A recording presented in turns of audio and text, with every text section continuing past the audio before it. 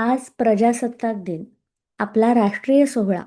या सोहळ्याच्या निमित्ताने केंद्रीय विद्यालयातील विद्यार्थ्यांना आणि तेथील शिक्षकांना सुद्धा भारताची प्रतिज्ञा संस्कृतमध्ये शिकवण्याचा योग जुळून आला.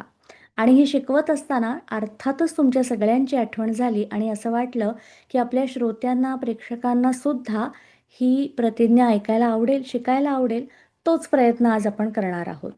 1962 साली तेलुगू भाषेमध्ये सगळ्यात पहिल्यांदा ही प्रतिज्ञा लिहिली गेली. पिडिमारी वेंकट सुब्बाराव यांनी याची रचना केलेली आहे. आणि अर्थातच नंतर ती अनेक भाषांमध्ये त्याचं भाषांतर झालं. आपण मात्र आज ती संस्कृतात शिकणार आहोत.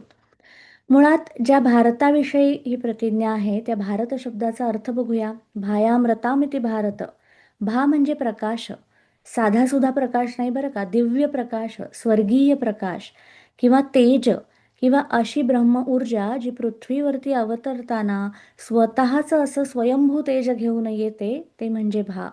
आणि त्या अशा ह्या ऊर्जेत रत असणारा, मग्न असणारा, एकरूप असणारा, त्याच्यामध्येच स्वतःचं अस्तित्व विरघळून ज्याचं गेलं आहे असं काहीतरी, म्हणजे दिव्य प्रकाशामध्ये रत असणारा तो भारत. मग किती सुंदर अर्थ आहे.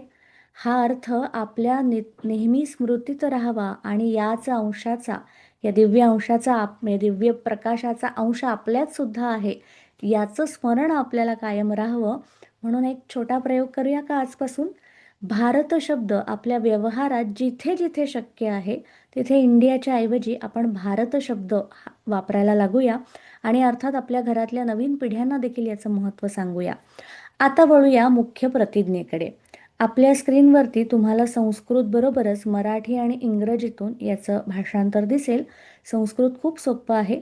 मी एक एक वाक्य वाचेन, त्याच्याबरोबर तुम्ही ते म्हणण्याचा, उच्चारण्याचा प्रयत्न करा. भारतम मम देशः.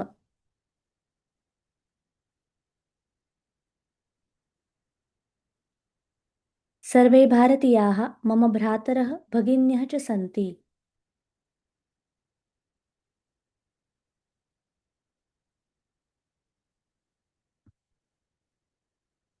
मम मानसे देशस्पृहा अस्ति.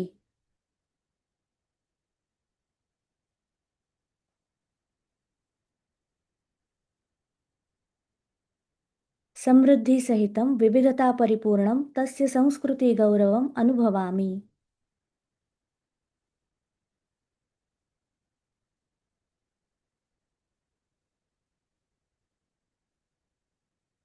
अहं सदा तत्पात्रं भवितुं यत्नं करिष्यामि.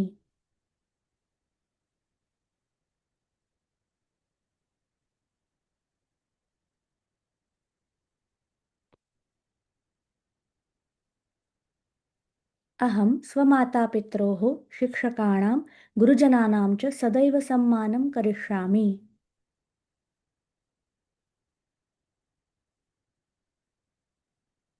प्रत्येकेन सह शिष्टव्यवहारं च करिष्यामि.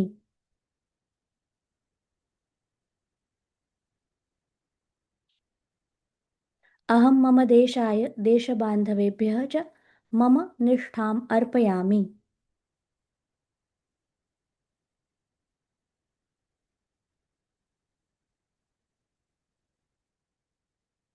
तेषां च कल्याणे समृद्धौ च एव मम सुखम् अस्ति.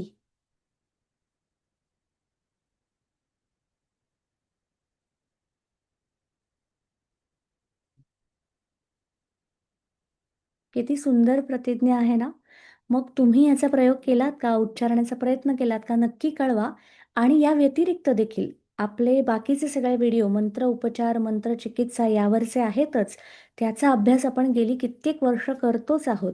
तर संस्कृत, संस्कृतातले मंत्र, संस्कृतातली ग्रंथसंपदा याविषयी तुम्हाला आणखी काही जाणून घ्यायचं असेल, ऐकायचं असेल, शिकायचं असेल, तर नक्की आम्हाला कळवा. म्हणजे त्याप्रमाणे ते ते विषय तुमच्यापर्यंत घेऊन येता येतील. आता तुम्ही अगदी भारतात राहून ही प्रतिज्ञा नसाल ऐकत, भारताबाहेर असाल, तर तुम्ही कुठून ऐकता आहात ते देखील आम्हाला कळवा. कारण आपण जरी भारताबाहेर असलो तरी आपल्या देहामधला भारत कधीच बाहेर जाणार नाहीये. तो आपल्या हृदयावरती विराजमान आहे.